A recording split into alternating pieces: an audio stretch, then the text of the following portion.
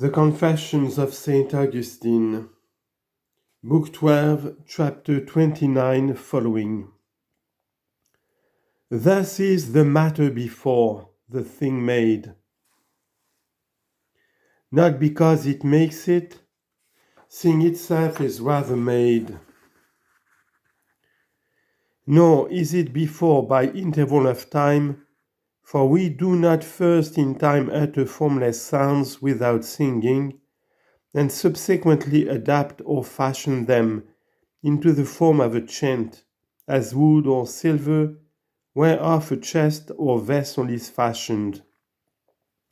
But such materials do by time also precede the forms of the things made of them, but in singing it is not so. For when it is sung, its sound is heard. For there is not first a formless sound which is afterwards formed into a chant. For each sound, so soon as made, passes away, nor can you find art to recall and by art to compose. So then the chant is concentrated in its sound, which sound of his is his matter. And this indeed is formed that it may be a tune, and therefore, as I said, the matter of the sound is before the form of the tune.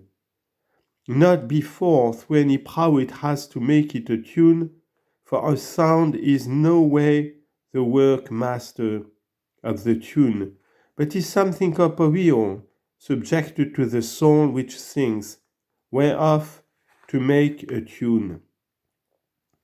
Nor is it first in time, for it is given forth together with the tune, nor first in choice, for a sound is not better than a tune being not only a sound, but a beautiful sound. But it is first in original, because a tune receives not form to become a sound, but a sound receives a form to become a tune. By this example, let him that is able understand how the matter of things was first made, and called heaven and earth, because heaven and earth were made out of it.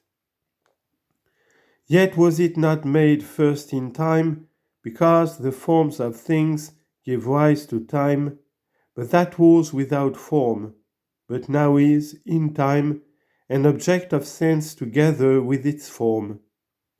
And yet nothing can be related of that matter, but as thou prior in time, whereas in value it is last, because things formed are superior to things without form, and is preceded by the eternity of the Creator, that so there might be out of nothing, whereof somewhat might be created. Chapter 30. In this diversity of the two opinions, let truth herself produce concord, and our God have mercy upon us, that we may use the law lawfully, the end of the commandment, pure charity.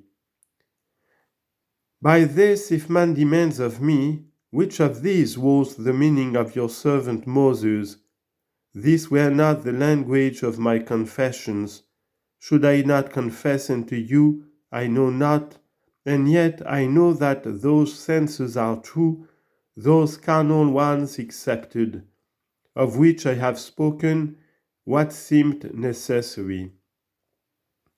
And even those hopeful little ones who so think have this benefit, that the words of your book affright them not, delivering high things lowly and with few words a copious meaning. And all we who, I confess, see and express the truth delivered in those words, let us love one another, and jointly love you, our God, the fountain of truth, if we are athirst for it, and not for vanities. Ye, let us so honor this your servant, the dispenser of his scripture, full of your spirit, as to believe that when by your revelation he wrote these things, he intended that which among them chiefly excels both for light of truth and fruitfulness of profit. Chapter 31. So when one says, Moses meant as I do, and another, nay, but as I do, I suppose that I speak more reverently. Why not rather as both, if both be true? And if there be a third or fourth, if any other sees any other truth in those words, why may not he be believed to have seen all these, through whom the one God has tempered the Holy Scriptures to the senses of many, who should see therein things true but diverse?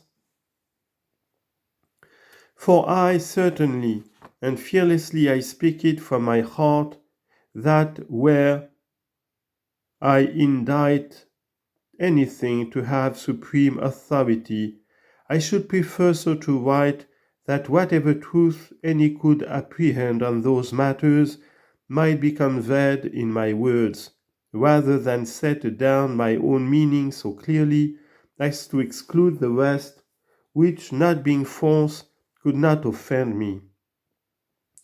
I will not therefore, O my God, be so rash as not to believe that you vouchsafe as much to that great man.